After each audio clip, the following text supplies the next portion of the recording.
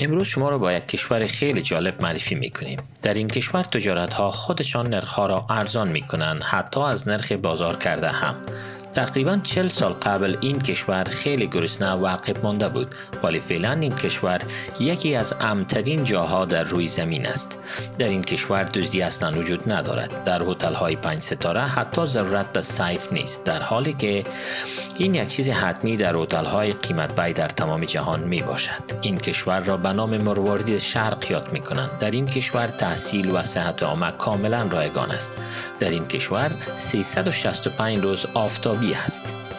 در این کشور برای هر تبع این کشور که به سن 18 برسد، 1 توته زمین به خاطر تعمیر خانه به طور رایگان داده می شود و در روز جشن سلطان این کشور قرضه همه را می بخشد. در این کشور برای افراد شخصی مالیه وجود ندارد. در این کشور در صورت خیانت زندانی می شوند.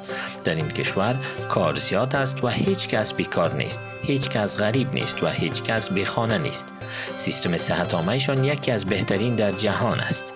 این کشور سلطنت عمان است که در جنوب شرق عربستان سعودی، جایی که دشت‌ها به اقیانوس هند می‌رسد، با تاریخ 2000 ساله خود قرار دارد. وقتی در سال 1970 سلطان قابوس السعید به کمک انگلیس در نتیجه یک کودتا علیه پدرش به قدرت آمد، این کشور خیلی غریب و عقب مانده بود. همچون کشورهای غریب افریقایی مخالفات قومی و قطع رابطه با جهان داشت. در آنجا سرک، مکتب و شفاخانه اصلا وجود نداشت.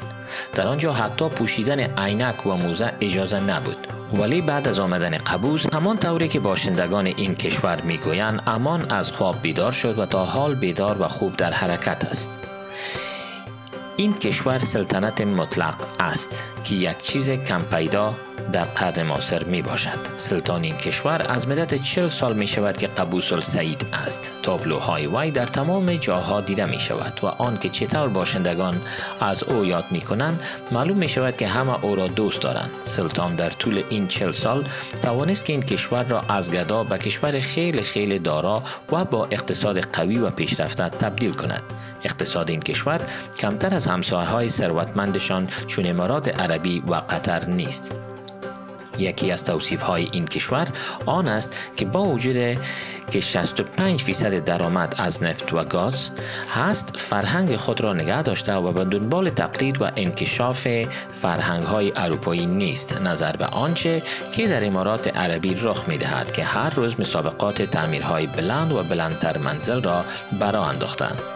قبلا تمام پول فروش نفت به خزانه دولت می آمد که اگر دقیق تر بگوییم به صندوق های سلطان قبلی جابجا می شد. او پول نقد را در زیر زمین ها در صندوق ها جابجا کرده بود، ولی حوصله 4 اطرافش آن وقت به پایان رسید و کمک کردند به قابوس السعید که موش ها به این زیرزمینی ها را پیدا کردند و این پول های نقد را خوردند. موش ها به وقت کم تمام دلارها را نوش جان کردند. در آن زمان در تمام این کشور فقط 3 مکتب وجود داشت. سیستم صحت عامه ملی اصلا وجود نداشت و حتی 10 متر سرک قیر هم در آن زمان در این کشور پیدا نمی شد. ولی تمام این پرابلم ها سلطان با جرأت این کشور را که از سن خرد برای مدت 16 سال برای فرا گرفتن تحصیل در انگلیس زندگی می کرد نتوانست توقف کند. او برگشت و اولین کاری که کرد تمام رشوه‌خوران را از ارگان‌های دولتی بیرون انداخت. تمام درآمد نفت را شخصاً زیر کنترل گرفت. پایتخت عمان شهر ماسکات در ساحل اقیانوس هند 50 کیلومتر طول دارد. شهر ریوی برزیل مشهور به شهر پتلون سفیدها است. ابوظبی مشهور به شهر لیموزین‌های سفید، ولی مسکات را میتوان شهر تعمیرهای سفید یاد کرد. تعمیرهای زیبای 2-3 منزله سفید دیزاین تعمیراتی پایتخت عمان را تشکیل داده. ماسکات زیبایی خود را در 20-30 سال گذشته به وجود آورده. این شهر جوانها است. شاروان این شهر میگوید که 60% باشندگان این شهر جوانان الا 30 ساله هستند که اعداد چشمگیر است. در این شهر 365 روز آفتابی است. در ماه سنبله در سایه درجه حرارت از 40 پایان نمی شود. در آفتاب از 50 هم بالاتر می رود که خوشبختانه در همه جا کولر و پرده های ژالوزی نصب است. عمان روشنفکرترین کشور خلیج فارس شماریده می شود. در اینجا نسبت به همسایه های قدگیرشان خانم ها حق دارند در هر سطح کار اجرا کنند. در اینجا خانم ها تاکسی درایو می کنند، در پلیس وظیفه اجرا می کنند. در این کشور خانم ها حق دارند عریضه طلاق هم بدهند که به دلیل نه تنها خیانت شوهر بلکه اگر عادتهایشان هم به همدیگر سر نخورد می تواند دلیل طلاق باشد.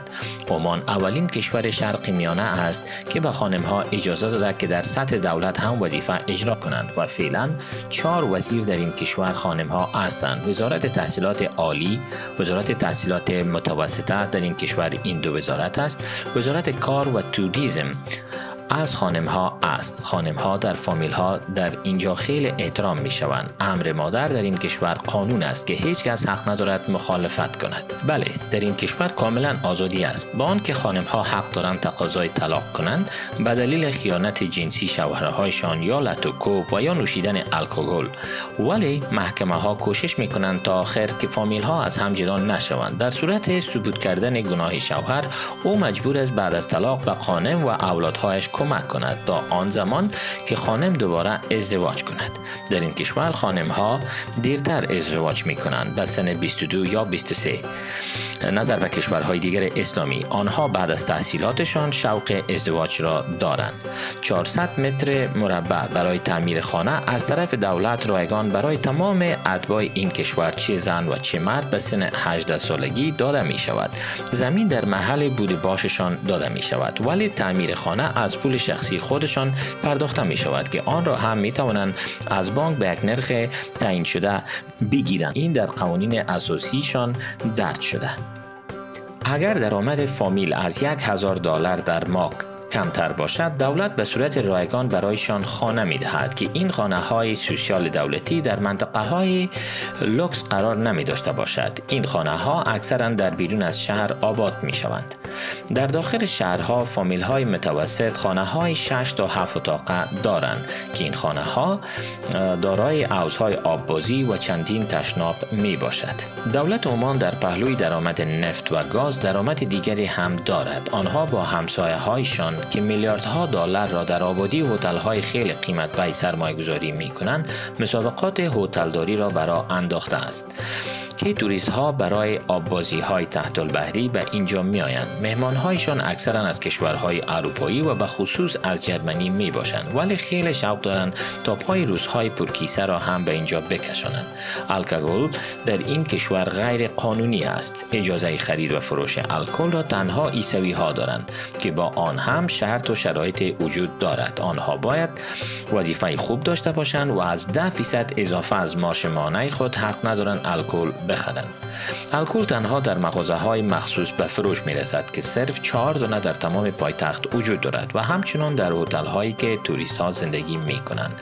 در اینجا نرخ الکل خیلی بلند است و بدین دلیل انسان‌های مست و بوتل‌های خالی بیر و الکل در کدام جای دیدن نمی شود. به جای آن همه در اینجا آرام، خوش و با لبخند زندگی می کنند. ذخایر نفت در خلیج فارس بالاخره ختم می شود. در البحرین به پایان رسیده و عنقریب در امارات هم ختم می شود و به قول متخصصین در سال 2030 در عمان هم نفت تمام خواهد شد. هوشیاری سلطان این کشور در آن است که فهمیده که باید از معتاد بودن به نفت باید خود را نجات داد. سلطان قبوس یک قانون صادر کرده، عمان 2020، که در آن درج شده که اقتصاد کشور دیگر بدون سهمیه پول نفت و گاز باید ساخته شود. فعلا آنها تصمیم دارند از یک سرمایه دیگر این کشور هم استفاده کنند، از گاز طبیعی. 5.3 میلیارد بایلر پیش بینی شده که برای 15 سال کافی است. برای مقایسه از عربستان سعودی برای 70 سال پیش بینی شده و از امارات 100 سال و از کویت 110 سال.